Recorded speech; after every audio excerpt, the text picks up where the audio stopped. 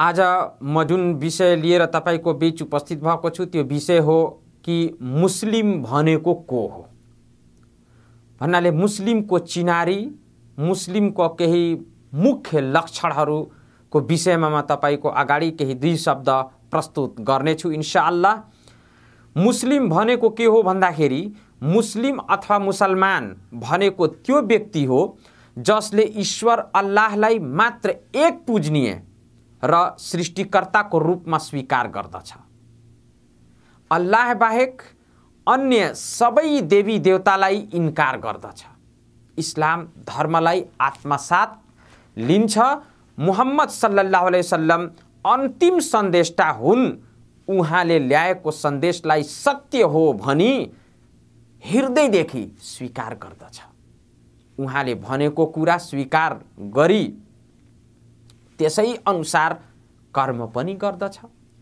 उहाँमाथि अल्लाहको तर्फबाट अवतरित किताब पवित्र ग्रन्थ कुरआनलाई मार्गदर्शकको रूपमा लिन्छ।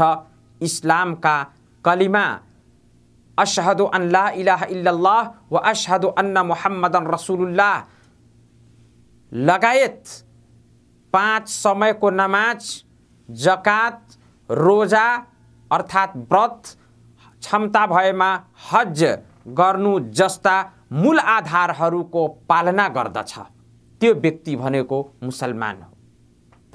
र त्यसैले गर्दा कुरआनमा आएको छ कि बला मन अस्लमा वजहहु लिल्लाहि वहुवा मुहसिन, कि हो जसले पनि अल्लाहको अगाडि शुद्ध मनले आफ्नो टाउको निहुराउने छ।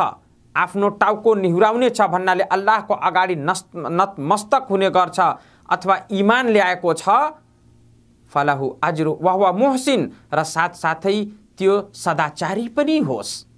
त्यस्तो व्यक्तिको लागि ईश्वर अल्लाहले भन्नुभएको छ कि फलहु अज्रुहु इन्द रब्बी, त त्यसको लागि अल्लाहले अवश्य त्यसलाई त्यसको पुरस्कार दिनुहुनेछ।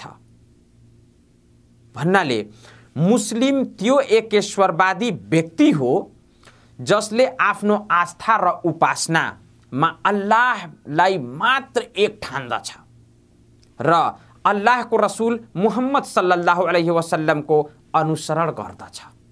अनि अल्लाहसँग निष्कपटता, मनमा कुनै किसिमको दुनियाँको लोभ लालच नलिएर निष्कपटता साथ ढुक्क भएर अल्लाहतिर लाग्छ र सन्देशता मुहम्मद सल्लल्लाहु अलैहि वसल्लमको अनुसरण गर्दछ।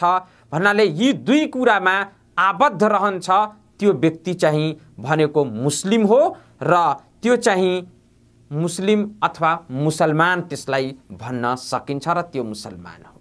यो संक्षिप्त चिनारी हो एउटा मुस्लिम व्यक्तिको।